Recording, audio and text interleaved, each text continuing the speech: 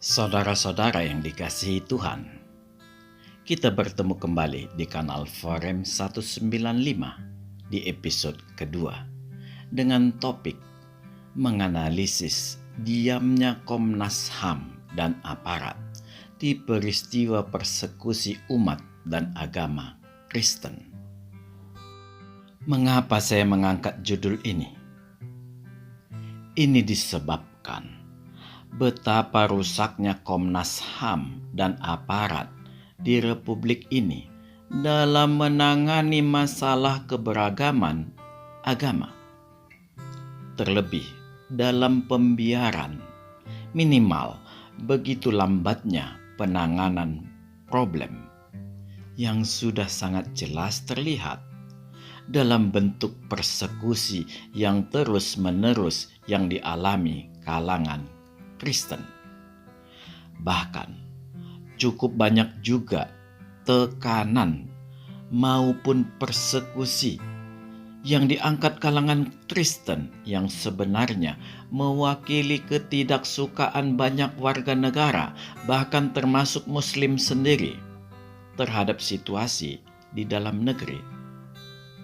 Kita mengambil contoh sederhana, suara azan yang bisa memberi dampak yang mengganggu pada orang lain, bahkan tidak jarang menimbulkan kekesalan pada banyak orang. Uniknya, ketika ada pihak yang melakukan protes yang terjadi justru di luar nalar dan berujung dengan selesainya nasib orang tersebut di dalam penjara. Banyak kalangan Muslim yang juga bernalar baik hanya bisa mengeluh dan merasa malu, tetapi tidak bisa berbuat apa-apa. Puluhan tahun keadaan seperti ini dibiarkan dan bisa semakin meruncing, dan tidak mustahil pada suatu waktu bisa mengakibatkan Islam dan Kristen akan berhadap-hadapan secara frontal. Semua ini bisa dipastikan diakibatkan oleh hukum dan aparat yang sudah sangat rusak dikarenakan ketakutan dalam menindak. Sungguh menyesakkan dada di mana negara kalah pada mayoritas dan seluruh lembaga serta aparat menjadi bulan-bulanan. Sungguh mengenaskan. Saudara-saudara yang terkasih, aparat banyak tidak sadar bahwa jabatan dan wewenang yang melekat pada dirinya sebenarnya merupakan penugasan dari Tuhan juga untuk bertugas sesuai dengan hukum negara. Tetapi yang terlihat, banyak dari mereka yang terpuruk di bawah tekanan mayoritas. Sehingga hukum yang terjadi bukan lagi azas keadilan, tetapi justru hukum yang berdasarkan opini mayoritas. Semua dikarenakan ketidakmengertian tentang Tuhan dan agama. Semua keselamatan kekalnya diserahkan secara pasrah bongkokan pada para penceramah. Bisa juga disebabkan oleh ketidakberanian bertindak dikarenakan takut karirnya tersendat. Memang tetap ada kemungkinan adanya kalangan yang berotak sungsang dalam beragama yang selalu merecoki kekristenan. Ternyata dia memiliki kemampuan untuk mempengaruhi lini kehidupan seseorang. Dan bisa jadi juga kehidupan bernegara. Jangkauan mereka harus jujur diakui, juga bisa menentukan karir seseorang. Kehilangan nalar dalam beragama ini memang berefek luar biasa. Bahkan memungkinkan seorang ilmuwan bisa tetap dengan keras mengatakan bahwa bumi ini datar. Luar biasa. Dia menutup logikanya bahwa bila bumi ini datar, tidak akan ada kemungkinan kehidupan di bumi. Bumi akan melanglang buana di dingin dan gelapnya luar angkasa, dikarenakan terlontar dari lintasan orbitnya. Mengapa bisa seperti itu? Ini disebabkan terjadi perbedaan percepatan atau gaya gravitasi yang sangat ekstrim di seluruh permukaan bumi akibat perbedaan panjang, lebar, dan tebalnya bumi yang juga ekstrim. Sebagai konsekuensi, bumi itu datar. Juga akan memberi dampak pada postur yang berbeda jauh pada manusia dan kemungkinan iklim yang juga sangat ekstrim. Tetapi semua itu tidak terjadi. Artinya memang bumi bulat. Jadi tidak perlu foto yang mereka katakan hoax untuk membuktikan bahwa bumi itu bulat. Dari sini kita bisa melihat betapa kerusakan terjadi di banyak lini kehidupan. Dan ini sangat berpengaruh sekali di bidang pendidikan. Karena yang diberitakan atau yang diajarkan adalah nilai-nilai yang dilihat dari sisi agama, bukan realita dari ilmu pengetahuan. Melihat situasi Indonesia saat ini, negara sangat perlu melakukan pembersihan seluruh aparat dan instansi dari anasir-anasir seperti ini. Tidak mengherankan bila Komnas HAM diplesetkan menjadi Komisi Nasi Bungkus yang berdasarkan HAM yang merupakan akronim dari hukum arogansi mayoritas.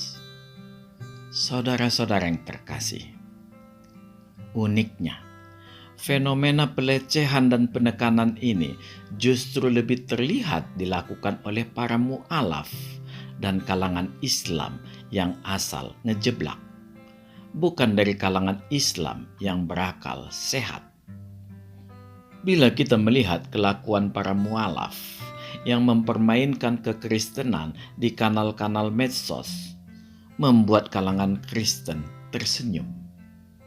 Karena dengan segala perbuatan mereka, sebenarnya mereka sedang mempermalukan Islam itu sendiri. Dengan kebodohannya, mereka menelanjangi agama Islam. Mengapa kita katakan kebodohan? Ini disebabkan oleh kesalahmengertiannya tentang kekristenan hendak dipakainya sebagai modal untuk berceramah. Dan yang terjadi adalah ternyata dia menggali kuburnya sendiri dan hasilnya Islam dipermalukan. Mereka selalu melecehkan segala aspek di kekristenan, dari mulai agama, pengajaran, bahkan sampai konsep ketuhanan. Yang terlihat adalah semua demi menutupi kebodohannya. Sebenarnya, bila diteliti, semua itu diperbuatnya ternyata bisa juga bukan sekadar menutupi kebodohannya semata, tetapi memang jalan itu yang harus dipilihnya. Lebih tepat bila kita katakan, agar orang lain dapat memaafkan atau mau mengerti akan dirinya, yang akhirnya membuat dia memilih menjadi mu'alaf.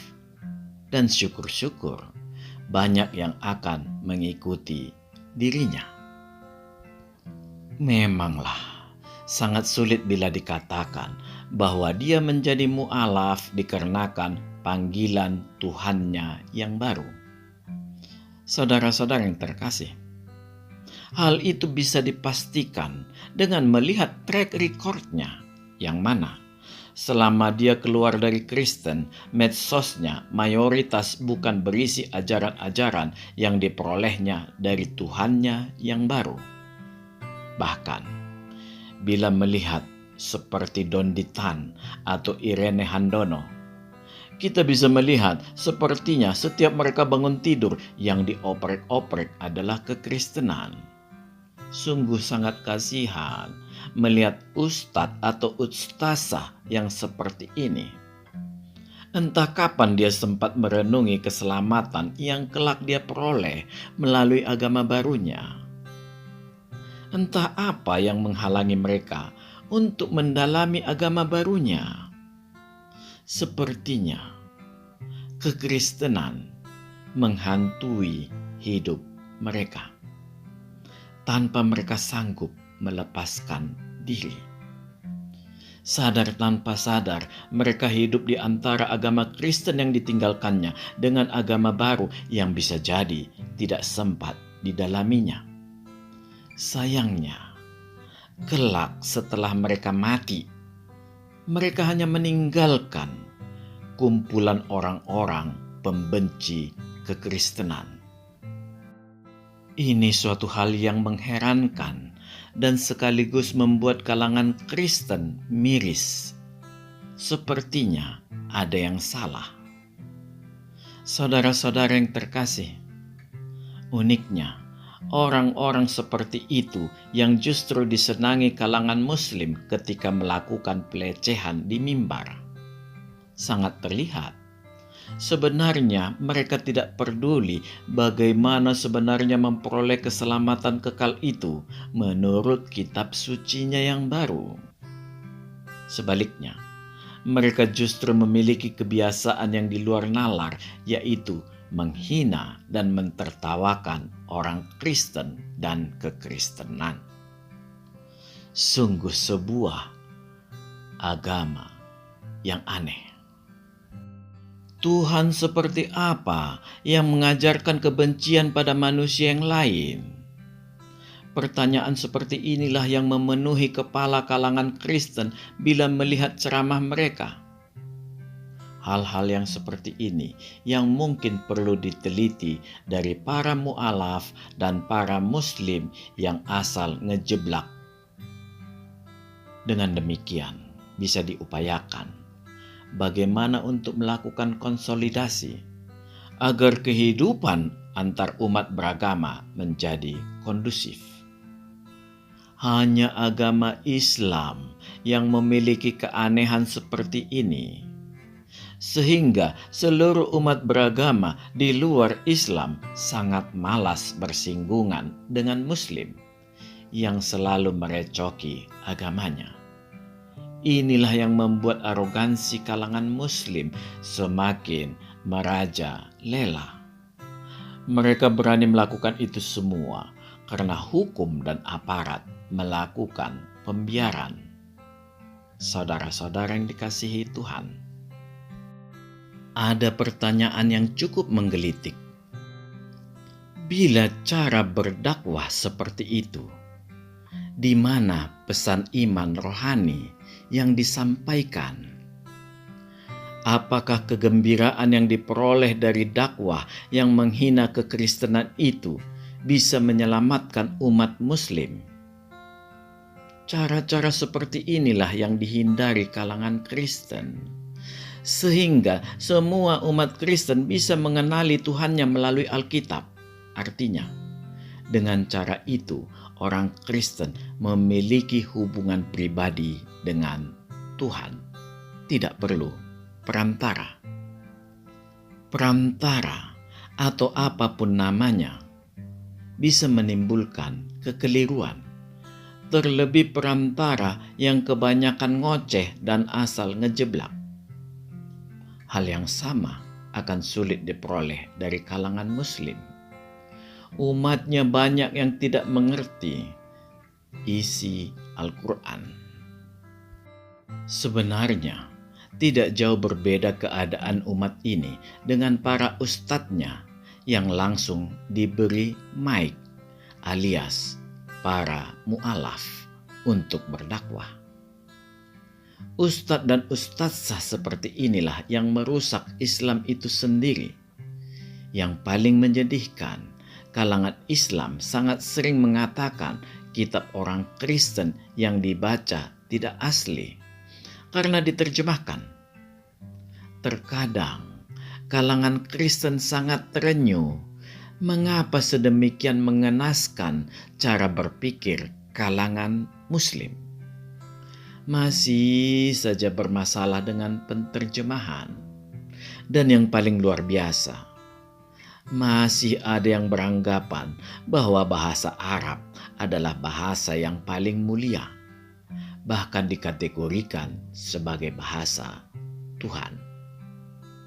Tetapi setelah kalangan Kristen mengeluarkan Alkitab berbahasa Arab dan juga contoh-contoh yang lain, akhirnya mereka menjadi sadar bahwa bahasa Arab sama saja dengan bahasa yang lain di dunia ini. Saudara-saudara yang terkasih, sampai saat ini masih sangat banyak kalangan Muslim yang tidak tahu bahwa Al-Quran sudah diterjemahkan di seluruh dunia. Di Indonesia sendiri, Al-Quran juga sudah lama diterjemahkan ke bahasa Indonesia. Sekalipun demikian, masih saja ada yang bertahan dengan mengatakan bahwa Al-Quran tidak pernah diterjemahkan, tidak seperti Alkitab. Keadaan itu diperparah oleh para penceramah yang tetap ingin mempertahankan kesakralan Al-Quran secara fisik. Memang agak aneh situasi ini. Sepertinya ada link yang tidak match antara umat dan penceramah. Semua keadaan ini meninggalkan benang merah berupa pertanyaan bagi kedua kalangan, baik Islam maupun Kristen, yaitu mengapa Muslim selalu menghina kekristenan? Hal itu memang tidak terhindarkan, dikarenakan mereka perlu mendoktrinasi tentang yang mana yang benar, Al-Quran atau Alkitab. Jadi, sebenarnya bila dikatakan konfrontasi mungkin terlalu vulgar. Tetapi, bila dikatakan sebagai diskusi juga akan merupakan sebuah diskusi yang aneh. Karena kekristenan hanya bisa bersifat defensif atau bertahan. Hanya sekedar menjelaskan. Tidak akan pernah bisa sebebas pihak Islam. Saudara-saudara yang terkasih, dari fenomena yang muncul sangat terlihat bahwa di satu sisi kalangan Islam menyerang untuk melihat dan bila perlu meruntuhkan iman kalangan Kristen tentang Alkitabnya. Dengan demikian, bisa menerima konsep yang disodorkan Al-Quran. Ini sebenarnya suatu hal yang mustahil dan sangat sulit terjadi. Tidak perlu mengkonternya secara iman kekristenan. Cukup dengan memperlihatkan kesejarahan ajaran Samawi saja, yaitu Yahudi, Samaria, dan Kristen. Akan dengan seketika, isi Al-Quran tidak bisa diterima karena tidak didukung sama sekali melalui histori atau sejarah. Artinya, di dalam sebuah kitab suci dikenal istilah nubuat dan Al-Quran tidak pernah berada di dalam timeline nubuat kitab Samawi. Realita keberadaan 3 kitab suci agama Samawi yang sudah ada jauh sebelum Islam hanya dijawab kalangan Muslim dengan simpel. Yang pertama, Al-Quran adalah kitab penyempurna. Yang kedua, seluruh nabi adalah Islam, termasuk Yesus Kristus. Yang ketiga, Allah SWT adalah Allah yang sama juga dengan yang di kekristenan. Sebenarnya banyak lagi lainnya. Tetapi ketiga hal ini yang paling sering dipakai Muslim sebagai senjata. Semua hanya menambah sakit kepala bila ditambahkan di sini. Karena tidak masuk akal sama sekali. Semua klaim-klaim sepihak ini, bila dikeluarkan di muka umum, sebenarnya tidak pantas dan sangat memalukan. Tetapi inilah Islam, karena aroganismenya yang dikedepankan, sekalipun tidak masuk logika. Dan mereka hanya berkilah, agama tidak perlu logika, cukup hanya beriman. Saudara-saudara yang terkasih, syukurlah akhir-akhir ini mereka semakin banyak mendengar ceramah kalangan Kristen dan menjadi sadar. Sebagai contoh, bahwa kesakralan Al-Quran itu terletak pada firman Tuhan yang ada di sana, bukan secara fisik bukunya yang bisa rusak, kotor, dan terbakar. Inilah manfaatnya mereka mendengar penceramah Kristen ketika menjelaskan tentang ketuhanan Yesus Kristus. Sekalipun demikian, otak mereka tetap tertutup tentang ketuhanan Yesus Kristus. Padahal, banyak dari mereka minimal secara konsep kepolosan pikir sebenarnya sempat terjebak pada sebuah situasi dengan mempertuhankan Al-Quran sebagai sebuah buku. Syukurlah, sekarang hal itu tidak terjadi lagi. Inilah gunanya mau mendengar, akan menambah kecerdasan. Analogi-analogi sederhana ini tetap sulit mereka cerna. Tetapi mereka tetap songong mencampuri urusan ketuhanan Yesus Kristus. Sebenarnya, kalangan Kristen tidak keberatan sama sekali. Karena setiap hal yang buruk mereka katakan tentang kekristenan, orang Kristen hanya mencoba memberi penjelasan. Sisanya, Tuhan yang akan menjelaskan bagi mereka. Bila ada yang mengerti, artinya hanya satu. Tuhan memanggil dia untuk menjadi anak Allah. Mengapa bisa seperti ini? Karena Alkitab bersaksi, hanya Roh Kudus yang bisa membuka cakrawala pikir seseorang untuk mengatakan bahwa Yesus Kristus itu adalah Allah. Dan kita jangan lupa, Roh Kudus memanglah Allah itu sendiri. Jadi, di kekristenan, bila seseorang masuk menjadi Kristen, memang dia dipanggil Tuhan. Saudara-saudara yang dikasihi Tuhan, jadi memanglah Al-Quran sudah sejak dahulu diterjemahkan ke banyak bahasa dan tidak ada problem yang muncul. Karena lingkup pergaulan tetap terbatas. Barulah di era internet terbuka seluruh komunikasi seluas-luasnya. Inilah masa-masa emas di mana setiap manusia bisa berinteraksi dengan yang lainnya dalam mencari informasi secara mandiri tentang segala hal. Saran saya, bacalah kitab sucimu dengan seksama. Dan kalau bisa lebih baik membaca dari bahasa aslinya. Caranya adalah dengan belajar bahasa Arab. Semoga Anda menemukan kebenaran di dalamnya. Dengan demikian, Anda bisa memandang manusia lain di dalam kasih Tuhan. Mengapa saya menyarankan Anda seperti itu? Sangat sederhana jawabannya. Bila Anda berharap bisa mengasihi orang lain melalui para penceramah yang terus-menerus menebarkan kebencian dan hinaan pada kalangan Kristen, Anda salah besar. Tetap yang Anda peroleh hanyalah hati yang membenci. Tidak bisa tidak. Ada pesan di Alkitab yang berkata, terhadap pencemooh eksistensi Allah orang Kristen, yaitu mereka menyembah Tuhan yang tidak mereka kenal.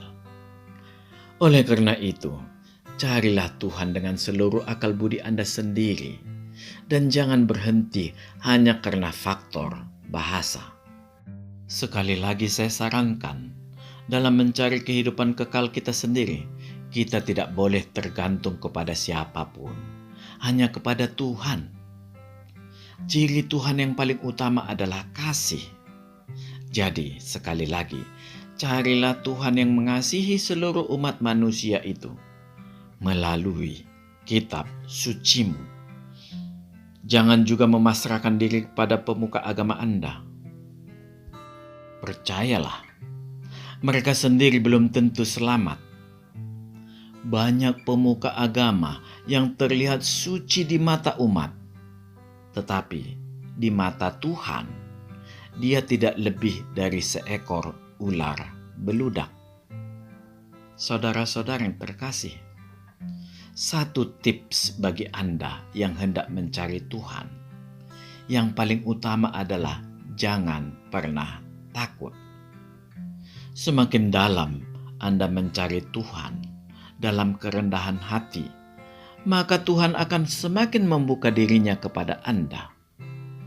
Periksalah kitab suci Anda dan pelajari dengan seksama dan tidak mengapa, sekalipun hanya melalui terjemahan.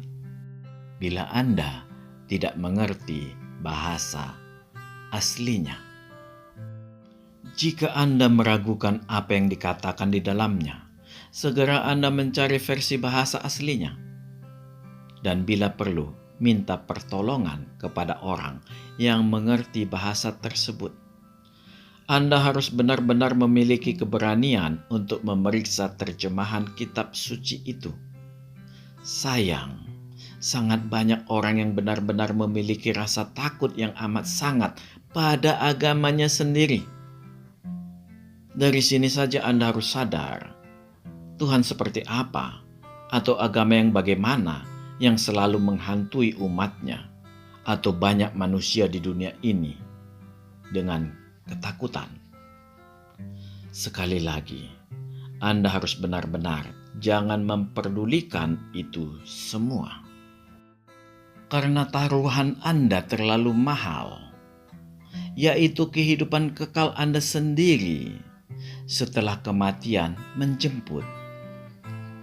Anda harus percaya juga, tidak segampang itu ada manusia bisa membunuh manusia lain hanya karena pindah agama.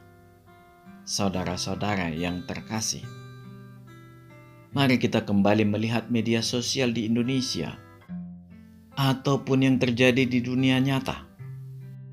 Memang sebenarnya lah, bila melihat cara kalangan Muslim, terlebih para mu'alaf, sangat terang benderang terlihat memang mereka sedang memperolok kekristenan.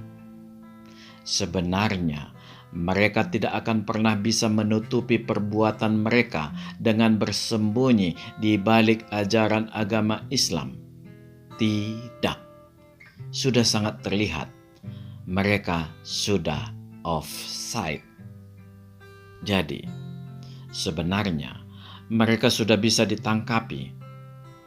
Rasanya belum pernah sekalipun Komnas HAM bersuara. Tetapi, seperti yang kita katakan di episode pertama, di Indonesia Komnas HAM sudah lebih mirip seperti Komisi Nasi Bungkus, bukan Komisi Nasional tentang Hak Asasi Manusia, melainkan tentang hukum yang berdasarkan arogansi mayoritas. Oleh karena itu, para aparat atau penegak hukum jangan coba-coba untuk menangkapi para apologet Kristen tanpa pembelaan yang berkeadilan yang setara bagi seluruh warga negara. Bila itu Anda lakukan, Anda semua pelanggar HAM yang sesungguhnya. Para advokat Kristen harus mau turun membantu. Integritas profesionalismemu di dalam bidang hukum sudah saatnya engkau dedikasikan untuk menolong umat Tuhan yang tertindas. Biarlah Sekecil apapun yang engkau lakukan, Tuhan orang Kristen akan memberkati hidupmu.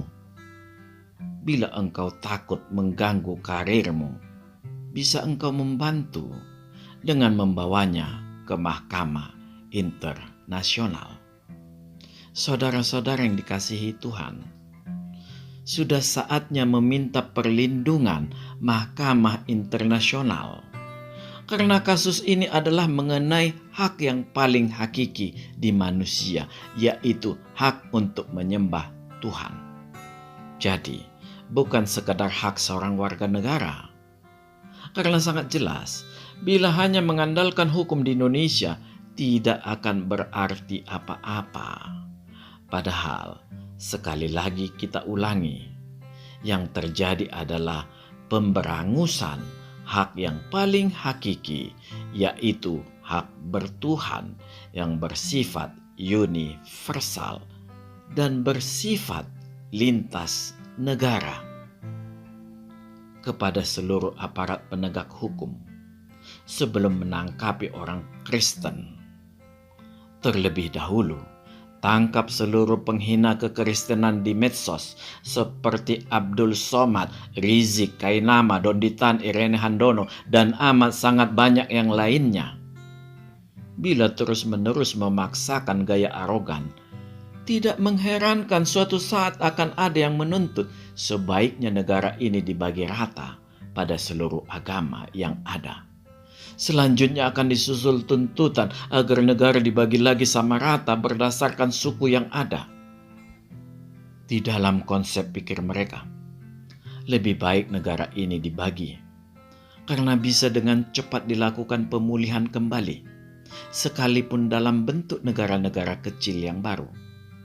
Daripada dilakukan pembiaran yang terus-menerus, kerusakannya jauh lebih parah, yaitu hancur lebur. Ini pasti akan terjadi bila Komnas HAM yang ngawur yang diterapkan. Sekali lagi kita ulangi, komisi nasi bungkus tentang hukum yang berdasarkan arogansi mayoritas dan para aparat yang tidak berintegritas. Amin.